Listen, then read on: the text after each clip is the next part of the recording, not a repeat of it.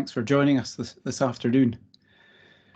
Now, I'm hoping that, first of all, people can see a slide on the screen. And also, I would just like to encourage you to pop any messages into the chat pane about where you are and where you're coming from, and just to say hello. So welcome to this session this afternoon. So for this session, Robert, my colleague, is looking after the technical side of it, and Craig and Shirley are both going to be contributing to the chat as well. Now, the reason why we're doing this, there's a couple of reasons. One is that we've been having quite a lot of discussions with various colleagues in different schools, and we felt that it might be helpful just to have a quick kind of reminder. Hi, Laura. Oh, good. Screen can hear perfectly. Yeah, we thought we'd have a quick reminder about using technology for assessment arrangements in SQA exams this year, because it's been 3 years since we've had external examinations, and quite a lot of course has happened to change over that period. So that's the first reason. And the second one is that we do a bit of work for and with SQA, and SQA have been asking us to, I suppose, just find out what's going on across the country, because it's a very different technological landscape and educational landscape than it was in 2019. So we've got some local authorities that are providing one-to-one Chromebooks, others that are providing one-to-one iPads, and the whole situation about digital learning technology in general, but also particularly for exams, has of course changed quite radically. So the second reason for getting people together is to, I suppose, share practice, because there's quite a lot of challenges which have appeared that weren't there before. There's some unresolved questions, we think, which can only be resolved by everybody talking to one another and trying to find some solutions. So that includes SQA and local authorities and local authority technical teams and the Scottish Government, I think, and teachers and young people, learners in schools. As far as we can see, some of the problems are technical, some of them are policy related, some of them are to do with the reality of what's happening with technology in schools. But it's certainly, something that needs to be thought about, particularly for the future with the Ken Muir report. So we'll have a quick overview. I mean, I know that everyone will be absolute experts in assessment arrangements, but we'll just remind ourselves what it's about. And then I'll have a quick demo, and then we should have plenty of time for people to share their comments. So, assessment arrangements. Purpose of assessment arrangements is to provide disabled candidates with an equal opportunity to demonstrate their attainment in an assessment without compromising the integrity of the assessment. And as we know, there are 4 principles that govern the use of assessment arrangements. They're intended to enable candidates to demonstrate their attainment and not compensate for a lack of attainment. They should not compensate. They should not compromise the integrity of the qualification. They should be tailored to a candidate's individual needs, and of course that's for each individual entry rather than across the board.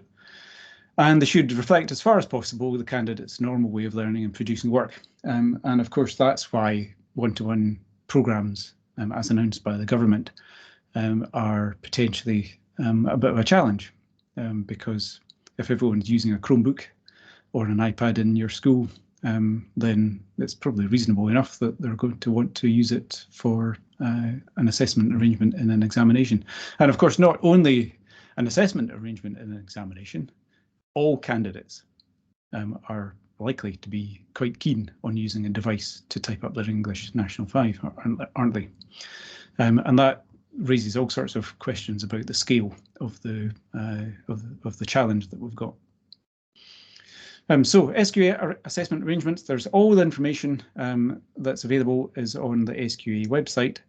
and guidance for schools, guidance for candidates. And when we think about assessment arrangements and technology, I guess I've got 3 scenarios in mind. So the first one is where a candidate might be using a question paper,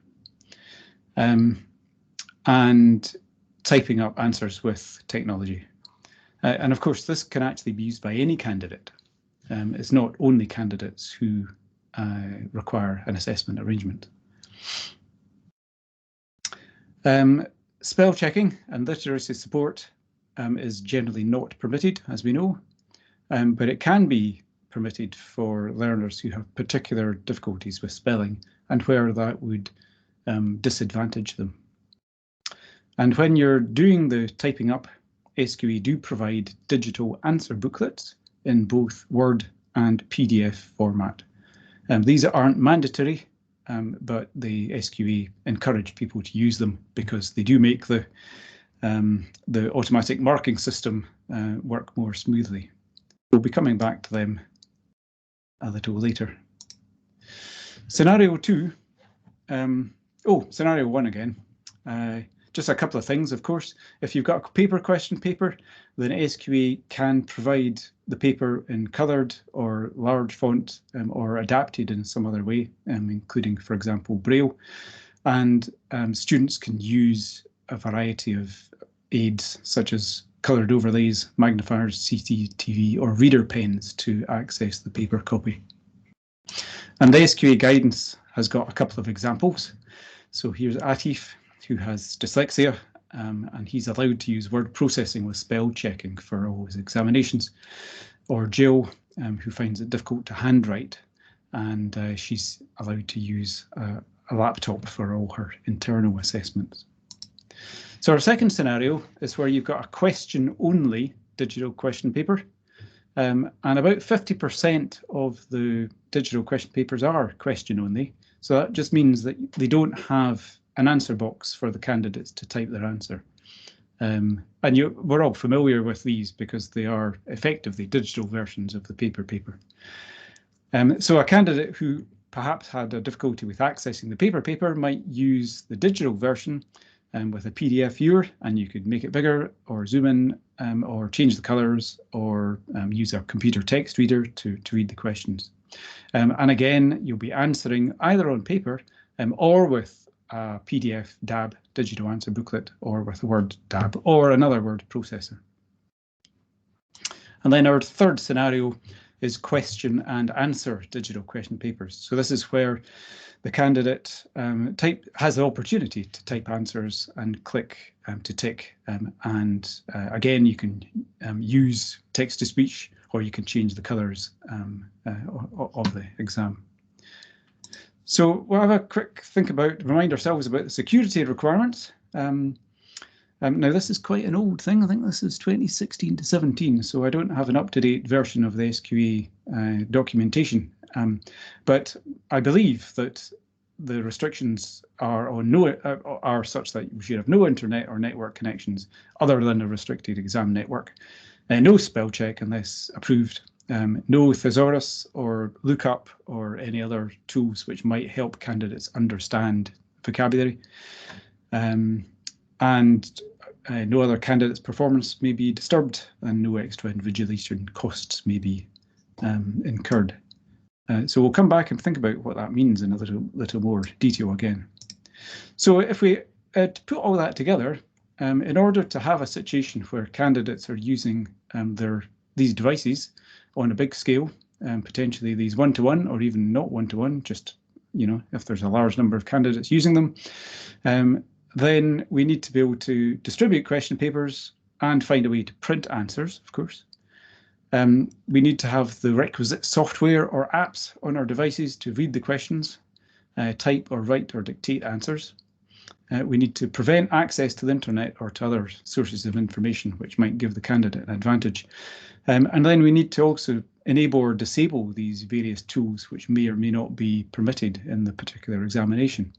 And of course, it has got a bit more complicated recently because we've got so many, things like Immersive Reader, I think have become much more commonly used over lockdown, and the modern online free speech-to-text computer tools like Google Voice Typing or Microsoft Dictate or Siri seem to be becoming both more accurate and easier, better able to understand Scottish accents. And of course, people are using them more and more often. So managing all of these, they're not conflicting really, are they? But they are. There's a lot of complexity in the whole affair. So if we're thinking about SQA, first offered digital question papers in 2008, and so we've been tracking the use of them since then. And there's no doubt, that the last time we looked in 2018, then technology and digital question papers continued to become more and more popular. Now, I don't have 2019 up there because SQA changed the way that the data was, or it's not data, it's information, was recorded. So that's why it stops at 2018. So if we look at 2019, the number of candidates who requested assessment arrangements, 20,000. That's almost 13% of the total. The number of requests, 62,000, 12.6% of the total. And as we, and this is quite interesting, the percentages of assessment arrangements requested for National 5 and higher were kind of actually about the same, which is I was slightly surprised at, because usually in previous years you tended to find that assessment arrangements were requested more commonly for National 5, but that apparently wasn't the case in 2019. And this is the kind of arrangements that people were asking for. So extra time, separate accommodation, the most common. Word processor or spell checker comes next. Still a lot of human readers being used. Digital question papers, 6,000 requests. Word processor without spell checker, and then all the other type of assessments that we can look at. Now, I mentioned that we've been working with SQA, and I was asked to just speak to people. It's nothing complicated. It's just speak to people and try and get a feel for what was going on over the last year. And we produced a report in August for SQA, and then we thought it might be quite helpful to make it public, and so it was published, I think, in October. And the link there can take you to it. There's a blog post that summarises it, and then it's got more information. So I just want to share some of these things with you because it kind of sets the scene for where we're at, I think. So the first thing is that I think there's no doubt that technology has become a much bigger tool as a result of COVID, digital teaching and learning, Westofs, eSchool, all these facilities. And the second thing is that we've got a much more mixed technology landscape with Windows and iOS and Chromebooks.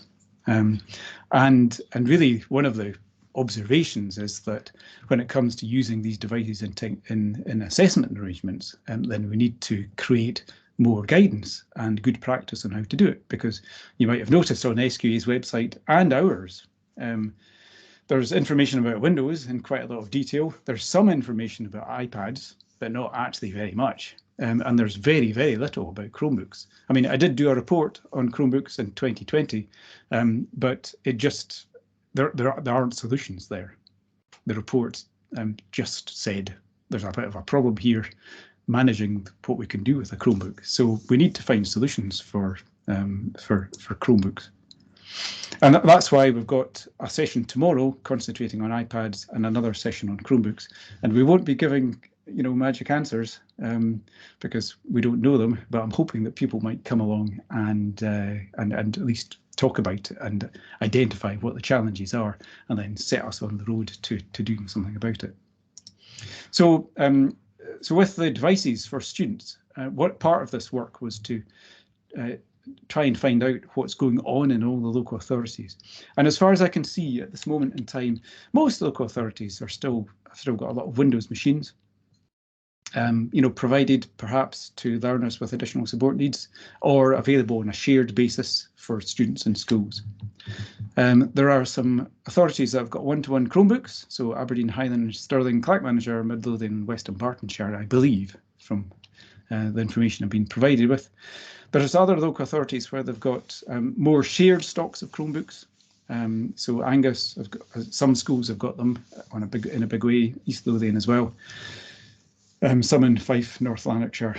iPad, we've got one-to-one programs on the way in Edinburgh, Glasgow, Borders, Falkirk, and in Perth and Cross. Some schools have got one-to-one iPads. And then a lot of local authorities have got iPads which are shared or provided to meet a learner's particular additional support need. So it just gives us a situation which is complex. And it's complex, I think, for all concerned, including SQA, because the situation is completely different. In 2008, when we started with digital question papers on PDF, it was a good idea, and it's proven to be quite helpful. But we're now in a completely different situation. So if we look at some of the other conclusions I came to, when I was speaking to people last year, and it didn't seem to me that the digital question papers were commonly used last year by candidates using iPads or Chromebooks. And there's a variety of reasons for that. Some really basic things. We've got digital answer booklets in Word, but they don't work, frankly, on a Chromebook or in Immersive Reader in Microsoft Word. And so that's something which I think should be addressed. And this is the functionality, accessibility and security of digital question papers varies depending on the device. I'm not terribly sure whether we're bothered about that, but there's no doubt that the experience varies. So if you open up, say, a digital question paper that's got the spell checking turned off on an iPad, it doesn't make any difference.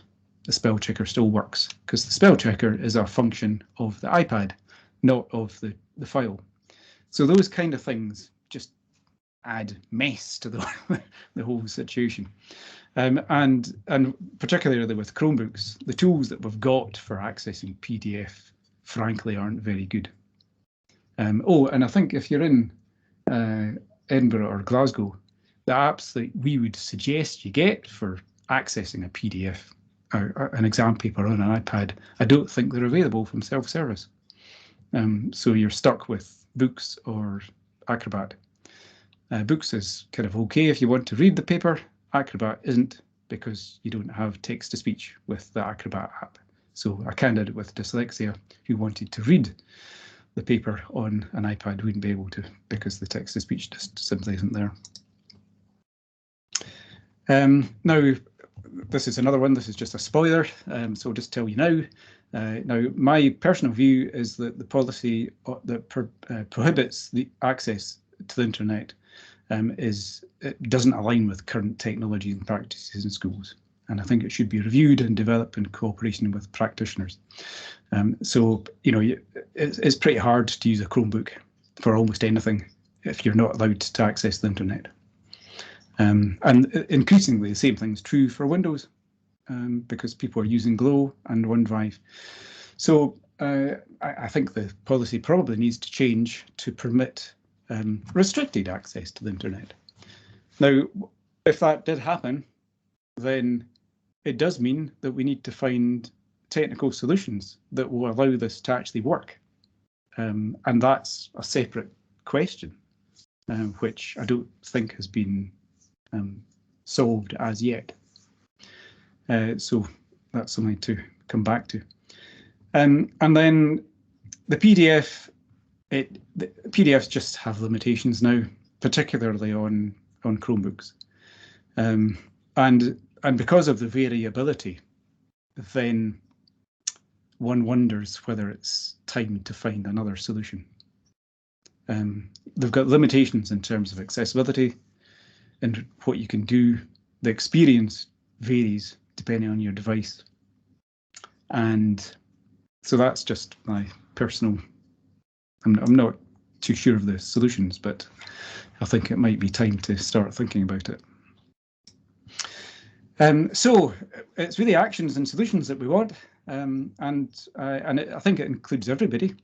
It's too late probably for 2022, But we've really got to collectively try and get some answers, I think, for the next academic session. So we have a survey here. I'm hoping that somebody might. Oh, there we go. Craig's popped it up, and it's very simple. It's just asking people what is currently being used by young people in schools. What is the normal way of working when it comes to technology? And then, and the purpose of this is to get a picture of exactly what's going on. And then the second part of it is to ask what colleagues and learners are planning or expecting to use when it comes to technology in the exams. And so, as I say, my conversations with people, it says that it tells me that in almost all cases, people are planning to use Windows devices. But we don't have any. I don't have much in the way of actual data or large scale. So the purpose of this survey is to get some answers to that. So there's two main things I think that we want to think about. What can we do now with PDFs and the files that we've got to improve the situation for next year or even this year? But moving beyond that, what's the collective vision for assessment at the senior phase? And of course, we're in a situation where things are possibly going to change quite significantly. But I think it's really important that practitioners in schools have got a view about this, because it's just very easy to forget about learners who require additional support. You can't take it for granted that somebody will, whatever system comes in will be fit for what we need it to do. So I just do think it's really important to collectively to think about it. So if there's any questions, do pop them in the chat, or even comments, or if you think that I'm talking nonsense, or if you agree, it would be good to hear. And so I'm going to stop this now and then do a quick demo of the Windows options, and then we're okay for time, so we should have plenty of time if people are wanting to ask questions.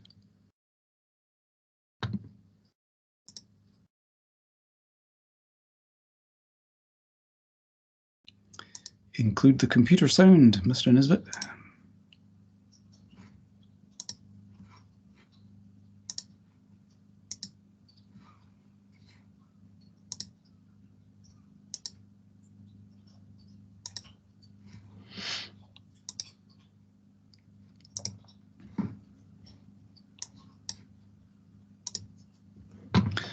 So I'm hoping that you should be able to see English National 5 on screen. Yep. Jolly good, thank you. So we'll just remind ourselves of what we can do with English National with a PDF with Adobe Reader on a Windows device. So we can obviously make it bigger and smaller, and we can change the colors by going to Edit and Preferences and Accessibility, replace document colors, choose the color that we want, and apply that.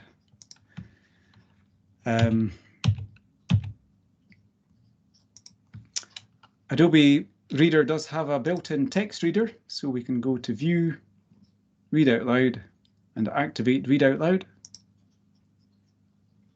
And the text reader is not brilliant, but it is there and it's built in. So the way it works is you click on some text, and it doesn't work. Let me just check to make sure we've got a sensible computer voice under reading.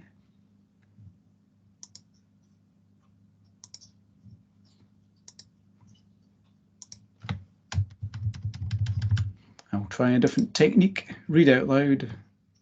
Read this page only. Warning, empty page. So there we go. There's the first hurdle that we've come across. For reasons unknown, the read out loud facility within Adobe isn't working for this particular paper, which I suppose leads us exactly on to why we'd want to probably suggest that we use Natural Reader. So this is a free program, which you can download from our Call Scotland website or our Digital Assessments website. And we like it because it's easy to use, it seems to be quite reliable, it's flexible, and it works with the Scottish voices. So when you first open it up, you're faced with this rather large window here, and you could drag and drop your PDF into this, and it would do a good job of reading it. But for most exam papers, we think you should go to More and then choose the mini board.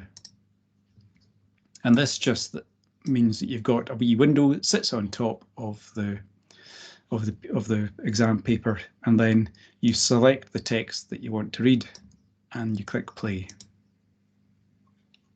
It is over 30 years since McDonald's opened its first UK drive-through, 1986 being a year of firsts for a brand that now has 1,200 restaurants across Britain. And if you wanted to change the voice, you can just go here. And the voices here are, you'll only be offered voices that are actually on the PC. So if you don't have Heather or Andrew or Callum or Stuart on your computer, they won't appear in this list. You've got to have them installed from the Scottish Voice website by your technical people. Or you'll have access to various Microsoft voices, or you can, of course, use the Katie Scottish Gaelic voice as well.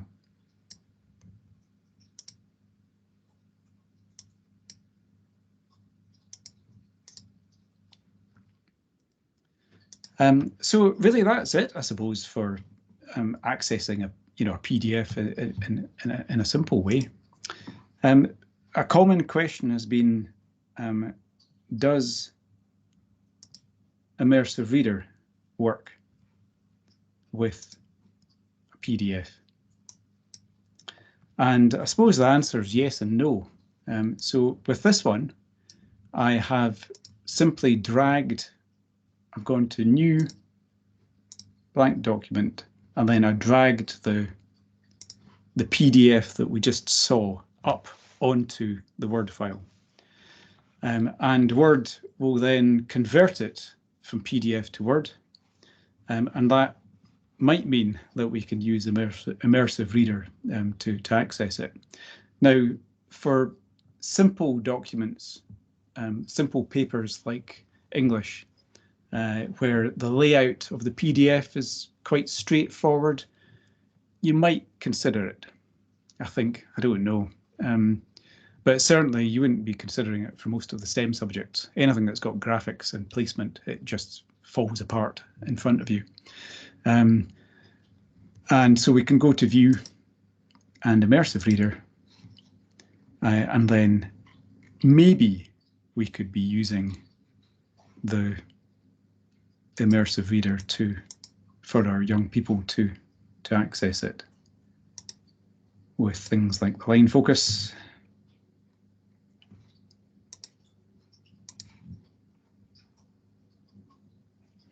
And the text reader.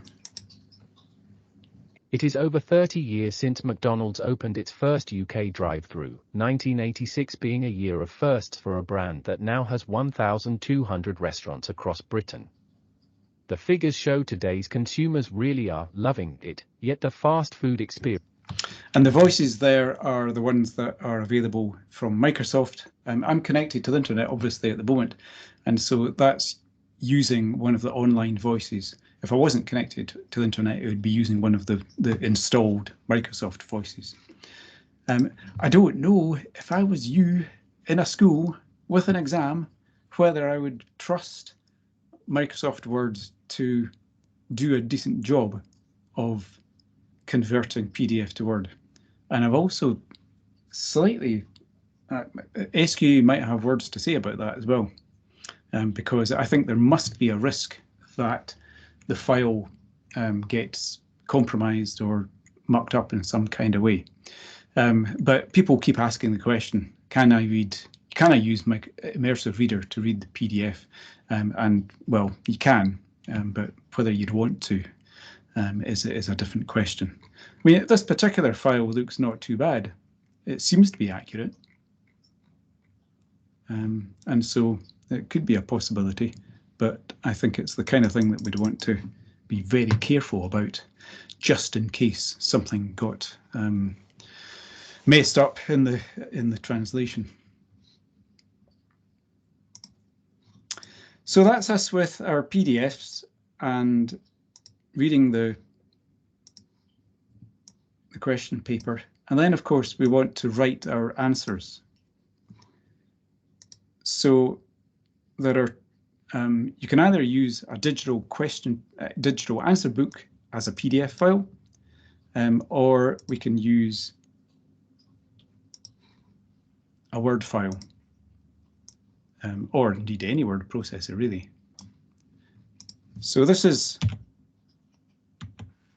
the official digital answer booklet from SQA, and these are provided both on the CDs that are sent to you when you get the digital paper, and also they're available on the SQA website, so you can download them and test them at any time. One of the things just to mention with this is that, as I think I said earlier, it doesn't work with Immersive Reader. And it's just to do with the way it's had to be designed, I believe, so that it, when it gets printed out, the candidate information on the front page has got to be in the correct place to be scanned properly. And so you can see that the boxes, the text boxes on the front just kind of fall apart. The actual table for putting in answers, though, is kind of okay. It's not too bad. So I don't know if that's a limitation or not. So here's the paper on the left-hand side, and then the questions further down, and our answers on the right-hand side in Microsoft Word. Now, I guess nowadays, with Word, of course, you've got so many support tools that are available with it. It's not just spell checking and autocorrect, it's also grammar correction and lookup, and also the dictate tool, if you've got Word 365 anyway, not if you've got Word 2016. And so the habit, of course, or the practice is for most schools, their technical colleagues will set up exam profiles, which will turn all these off. But I get the feeling, and I'd be really interested to know what your experiences are. I get the feeling with Word 365 that some of this is not quite as easy as it used to be. And I mean, I still think it's from what I've read, digging around on the internet, it still seems to be possible to turn off the tools that you're not permitted to use. But I get the feeling that, or I get the impression anyway, that it's not as easy as it used to be. So one of the things that you might be interested in looking at is, this is a word processor called Exam WritePad. Forgive me if you've come across it already, but it's specifically designed by a chap somewhere in the UK as an exam word processor. And it doesn't work either with the front page of the SQA answer booklet, but you can use it. And I guess you could just, fill in by hand the front page of the answer booklet. So I think this is worth looking at if you've not come across it already, because it's got the things that you care about, but it hasn't got the things that you're not permitted to use. And it's got a configuration editor, so that if you want to turn off the spell check, this is the thing that does spell check, you can turn it off, and so it might be a solution for anyone who's looking for a word processor that can be configured and be safe and allowed for use in an examination.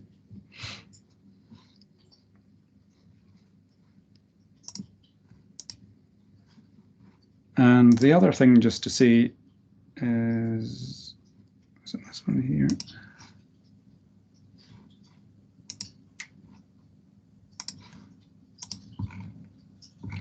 Yeah, if you are using Immersive Reader, or Google Docs actually is the same, then we've created some slightly more accessible digital answer booklets that do work with Immersive Reader and Google Docs. So it's not exactly what we want, because when you print things out, these boxes on the front cover won't be in the correct place for it to be scanned, and it lacks the barcode that's on the SQA versions.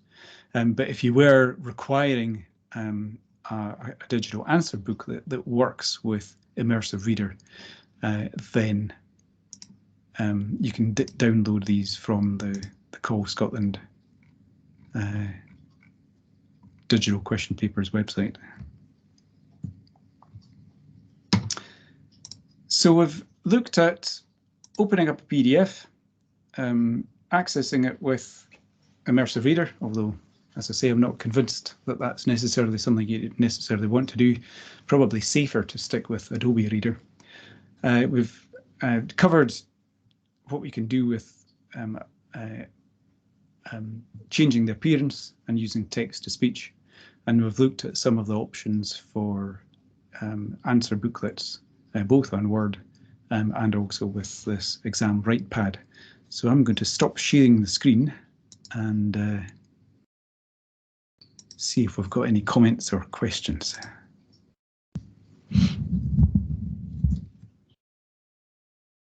I've not been watching the chat, Shirley or Craig, so is there anything that's come up that people are particularly asking about? Yeah, there's been quite a few questions in that we've been trying to answer. There's just a lot of frustrations about old devices in there. Miss Marsh is saying we don't have PDF to Word conversion capability. That was one comment there. Miss Bowles is asking, would this be classed as a reader on the AAA SQA database? Now, I can't remember. I don't know if Miss Bowles want to put our mic on and just confirm at what point you were mentioning that.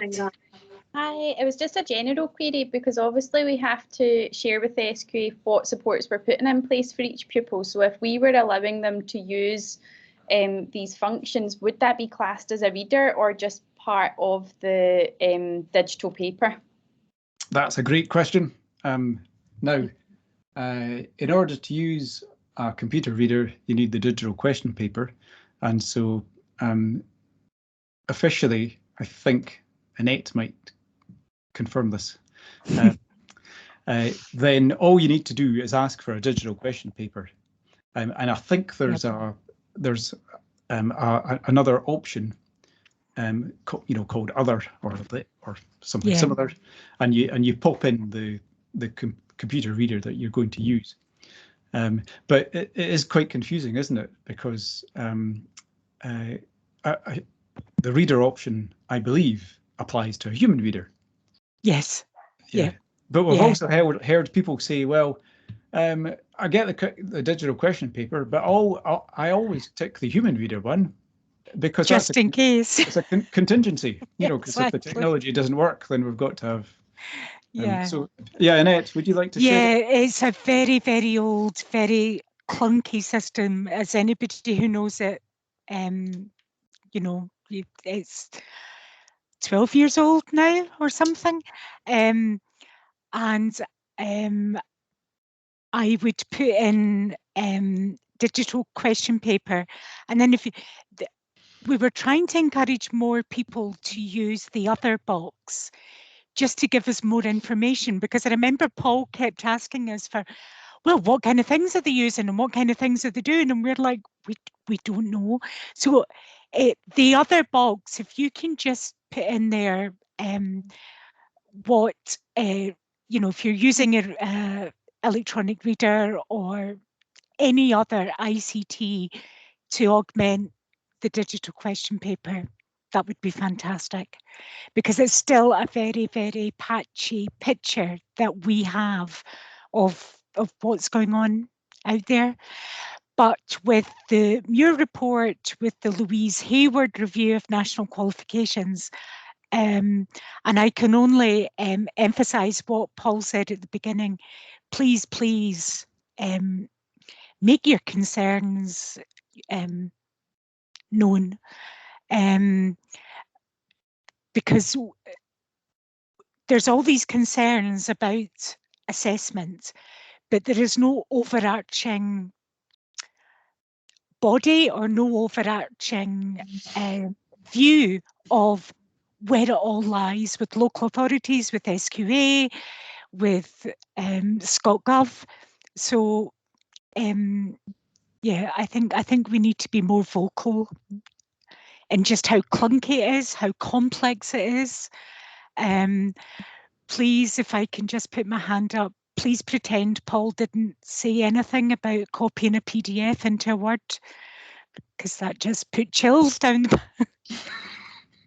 because I have colleagues in question paper unit who are so, their sole job is the quality of the question paper. So please, Yeah. maybe not in an external exam, maybe anything else. Absolutely. Yeah, I think so. I mean, it's you can do it. And actually, I'm looking in the chat that somebody has mentioned about opening a PDF in Microsoft Edge, the web browser, which of course you can do even when you're offline. And you can't use Immersive Reader for it, but you can use the Edge Read Aloud. And the PDF itself looks just like the PDF. So that's another way of doing it. There's no concerns about the odd question being missed and falling off the bottom, because it's the PDF that we're using.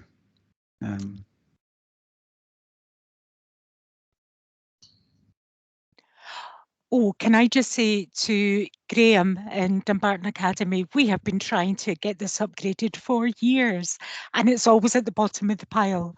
And I think probably it won't be changed until the system is changed, you know, so until we have either the revised national qualifications or the new body that's going to take this forward. So I think we might have it for a couple of years yet.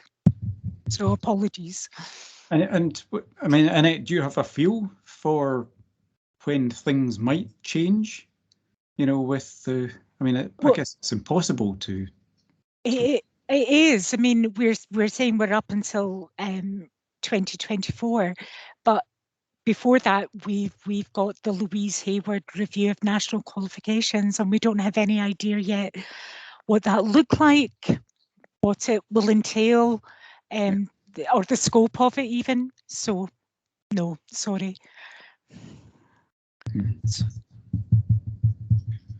I see there's quite a lot of discussion about people talking about having old computers. And again, I know with some of the people I've been speaking to, this seems to be, you know, a bit of a challenge at times. And so the solution is, you know, to ask business studies, business management, admin, if we can use their computer suite, which of course doesn't go down very well with a lot of people. But has anybody got any comments on that? Just the sheer access to devices.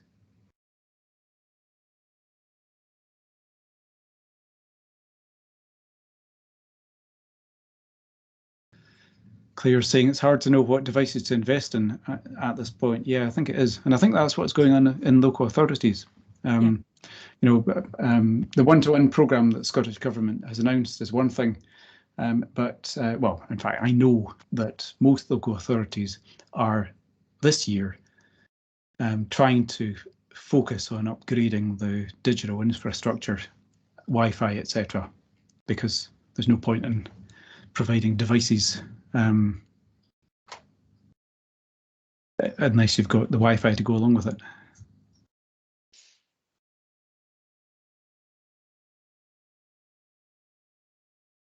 So a couple of people saying taking over the admin suite or ICT.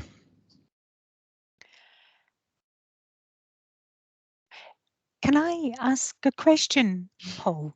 Yes, please do.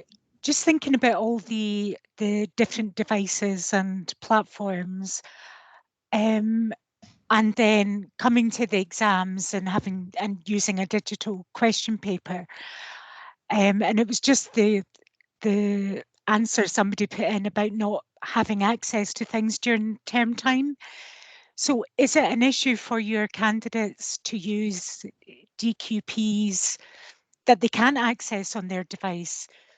You know, so there's only one way of doing it at school. Do they get enough practice? Do they get au fait with it? Or do you have to do quite intensive training? Hi, Annette. Hi.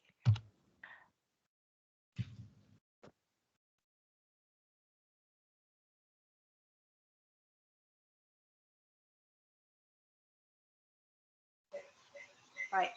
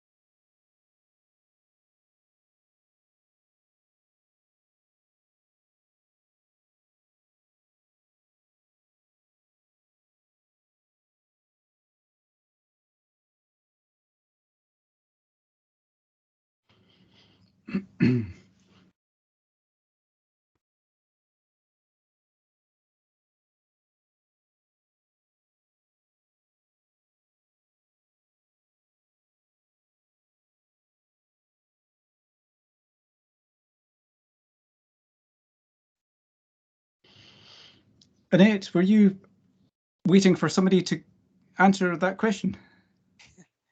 Sorry, Paul, I was just reading. Sorry.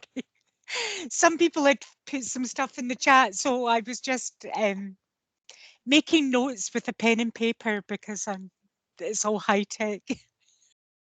Yep. Yeah, so Yeah, so that's really concerning, and I know you said that at the beginning, Paul, that we would always want it to be the way the candidates use in their teaching and learning, and then they're going to have to, you know, go back, learn how to use a mouse, learn how to. So that is really really concerning for us. Yeah, I think so. And I mean, to Carol, I think it was asking what was the problem with Chromebooks, and I think it's just that Chromebooks don't do PDFs very well. You know, particularly PDFs with answer boxes. So if you've got an Aberdeen, City and Highland, they've got a site license for read and write. And it's a good tool, I think, for accessing a PDF, but you can't actually type into the answer boxes with it. You can type on top of the answer boxes, but you can't type into the answer boxes. So I don't know. I mean, I believe I had a conversation with a working group in Highland before Christmas, and at that point they were looking at the whole scenario, and I believe at the time they said that they weren't going to recommend schools to use Chromebooks for the exams, just because of the difficulties and the uncertainty around it.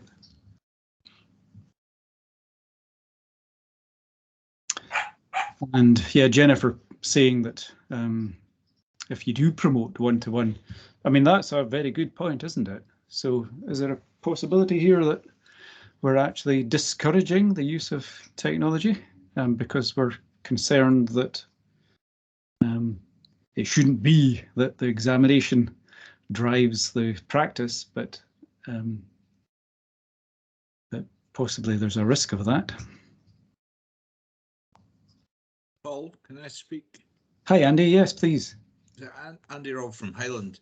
It was me that you were speaking to in January. So we have been down this road with Chromebooks, and it's been very difficult because the very nature of a Chromebook is that it's connected to the internet, and all the things that you need for the Chromebook to work connected to the internet.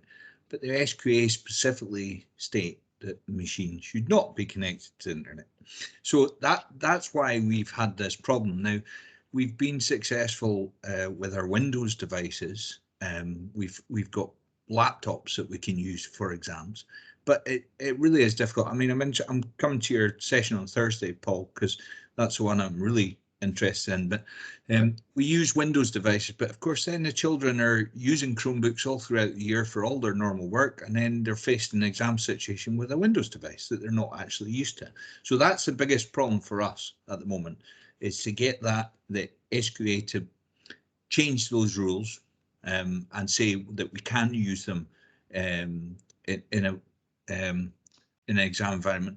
One of the things that we have noticed recently, we were involved in the PISA testing, which happened a few months ago, and one of our schools was signing up to that. Now, what we did there was they have developed their own system specifically for exams, and it is an app that goes onto the Chromebook in what we call kiosk mode. I'll not get too technical, but kiosk mode basically shuts you off from everything else. So when they're doing the exam, that's all they have access to.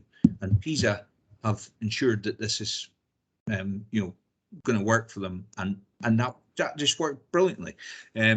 So something like that from SQA would be very nice. I don't know where we are with that, but that's just, when you said there about Highland, I thought I better back you up on that, Paul. So I'll speak to you on Thursday about the Chromebook stuff, but that's our opinion anyway. Good. Okay. Thanks, Andy. I mean, yes, I think that's what I conclude as well. And we've got a few minutes. I'll just share a few sources or possible solutions with you. I mean, again, people probably know that these exist, but there are a few online assessment tools that already exist commercially. And these are only four. I've not done a systematic survey. There's probably a load more. So Exam.net, and this is it's Andy was talking about kiosk mode, and that's basically where once you've logged on to the thing, that's all you can do. You're locked out from doing anything else. So it provides the security that we need. And then this particular product, Exam.net, has also got some accessibility options. So you can just turn on spell check or turn it off. And it doesn't have lookup, it doesn't have dictionaries. And so it's designed for running exams in a secure way. This particular one, you can also upload a PDF and have it to one side. The hassle, though, and so it's a wee bit dim, not quite hard to see. The hassle, though, is that you can't change anything with the PDF. So you can't change the colors. You can zoom in, but it doesn't have a text reader either. So it doesn't have adequate accessibility. And the writing space for Exam.net, which is the thing on the right-hand side of the screen, the maximum font size that you can have is too small, frankly, in my humble view. For someone who might have a visual impairment, it's just too wee. But it does have text-to-speech, and it does have a spell checker that you can switch on or off. And I think the attraction of this kind of thing is it's, it does a lot of it for you, or at least it would do if it had all the features that we want, which it doesn't. I did email Exam.net and said, this would be great. Scotland would buy this, but only if you change it so you can read PDFs and, improve the accessibility. And they said, well, we hear you, but we have no plans to do that. ChromeX is another one. Now this is in the Google workspace, but it does work on iPads and Android, Windows, and macOS. You can have a go at this for 10 students. You can upload PDFs, but I've not as yet tested it, so I don't know whether you can use, for example, a computer reader to read it out. It does have accessibility options for the writing space. It's got text-to-speech and speech-to-text, and spell check on or off. So I suppose it, and here's an example of what it kind of looks like. Just a simple word processor, possibly a little bit like the exam write pad that we saw earlier on. Then our third one is DigiExam. Again, multi-platform. You can link to PDFs. Again, I don't know about the accessibility. I've not tested it yet. There is a thing that says external tools can be permitted. So that's possibly a facility that lets us, add on accessibility, a PDF reader, for example. And it's got some accessibility options here for the space where you write your answers, spell check, text to speech, time limit, and it has an Immersive Reader option as well. That will be for the answers, though. I don't think that will be for the PDF. And then, of course, there's Surpass.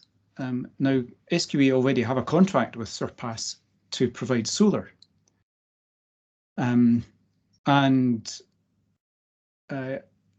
Surpass is also the platform that's being used for the new Scottish National Standardised Assessments in cooperation with Alpha Plus, who've got the contract as of, somebody's shaking their head there.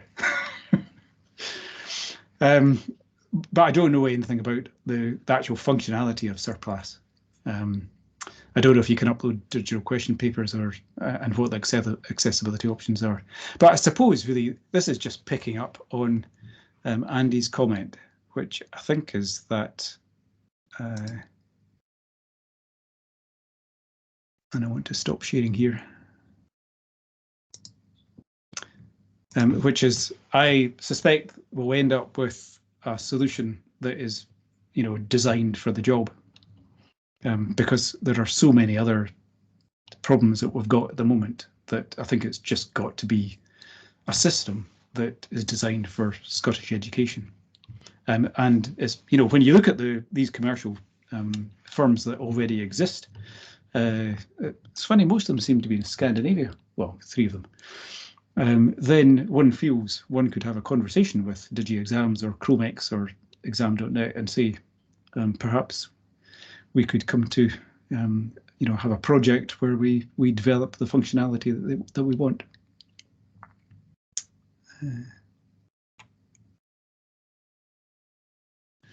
Looking at more in the chat.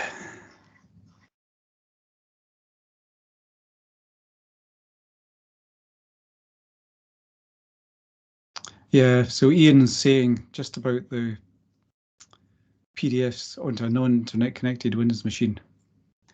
It's, we could obviously take our USB sticks and copy files around, but with only an hour to set the machines up before you start the exam, it's not practical.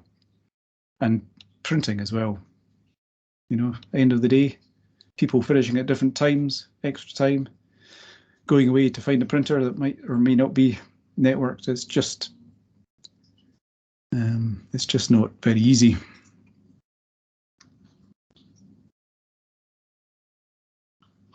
The spell check's an interesting one as well. I was having a conversation with someone, and this particular person, the learner, really does want to use the device for typing, but because of speed and familiarity.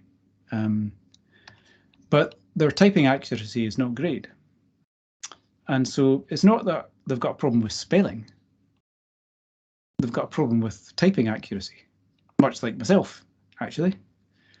And so that does raise an interesting question about whether, whether that's a different scenario for a student, and whether spell check should be permitted for.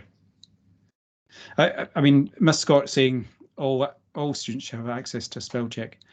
Given that spelling isn't actually assessed in the majority of examinations, then you would logically think that having access to a spell check doesn't give you an advantage. But I think the argument for not having spell check for most candidates is that candidates who are doing the writing by hand don't have a spell check. And therefore it would, I think Annette's nodding her head there, and therefore it would change the conditions of the assessment. But I guess if we've got a situation where almost everybody is going to be using a device in an examination, then that's going to change, isn't it? Because everybody will have access to a spell check. I don't know what, Annette, have you got any thoughts? You would hope that in this great new world with everyone can go online and sit their exams with all the accessibility tools, you would hope that these common sense decisions, but of course there's a whole other argument out there that I'm not even going to go into about spelling, and the language of assessment is English, and there are inherent skills. If you've got a higher chemistry, you've also got those skills in English. So, but I'm not going there. Well, and it is 5 o'clock, and we said Yay! that we would keep this to an hour, so it's 5 o'clock. It's definitely time to finish.